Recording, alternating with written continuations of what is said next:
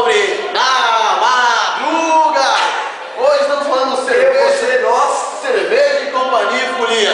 Uma coisa, o vídeo repórter Rafael não estará presente nesse dia, porque vamos lá atrás aqui para não ofuscar lá o brilho. Estão ouvindo no fundo?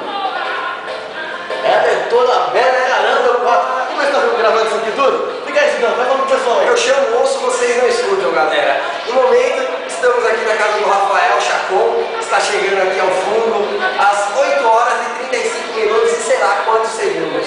Amanhã, este horário, estarei saindo com destino a Barra Funda, a Folia, 3 ônibus, 106 mulheres, 44 homens. Dá até um desvelo cara. Mais uma vez eu não vou nessa porra, porque eu tenho frustrações com cerveja de companhia, cara. Estarei lá vendo Ivete Timbalada e principalmente Nuance, uma paixão nacional. Senhoras e senhores, muito em breve, a